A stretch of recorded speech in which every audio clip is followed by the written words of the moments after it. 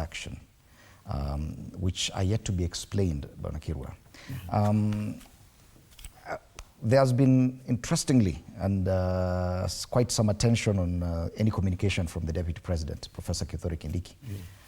He has, interestingly, steered clear of this discussion about the abductions. But he talked about, and if you look at many of his posts, he talks about a change in our national hardware and software. And many people are finding that quite curious. Do you probably understand where he's coming from and what probably he's trying to suggest? That our hardware and software, there's need for an urgent change. Well, I think if there's anybody knowledgeable with abductions in Kenya today, is Professor Kindiki, given the fact that he was the immediate former Minister for Interior. And therefore, these abductions were either done with tacit approval of the Interior Ministry or directly by agents within the Ministry of Interior. What worries me is that we are taking it like it's just mere statistics.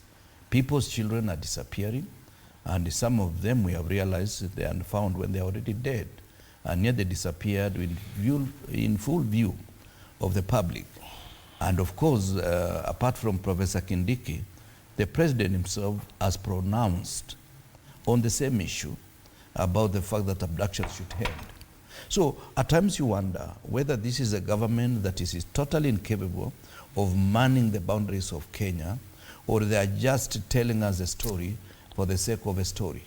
Because if it is not the government doing the abductions, then are they saying they have ceded their sovereignty, and therefore there is an entity that is above the government capacity to be able to rein in a bad manners? Because we know, whether it is international law or whether it is the national law, that the government is the only authority that has the monopoly of violence within the state.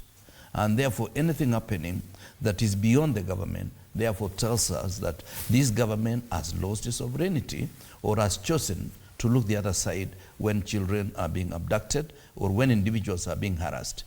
And when you listen to them carefully, and we have the benefit of dealing with this information space, when you listen to them carefully, even including the President, they are talking about it as if we have a responsibility as ordinary Kenyans to rein in our children so that they have good manners, so that they don't risk saying things that will precipitate abduction.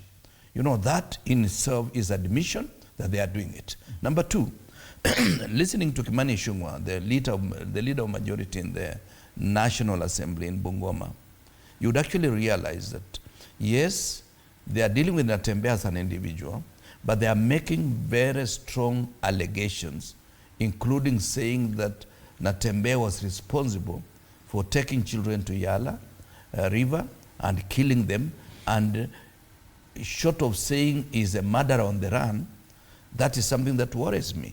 Because we need to be very clear.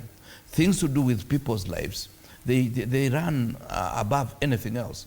Whether it is about the state security or whatever it is, you cannot say these are dangerous to the security of the state.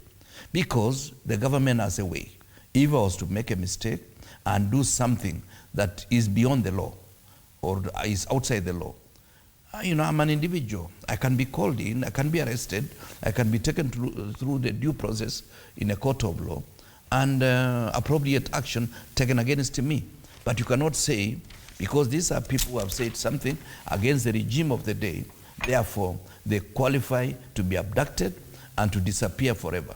This is something that is unacceptable, and the government of the day must realize that we are calling on it to realize that soon the situation may get out of control. And interestingly, it's very curious that most of these statements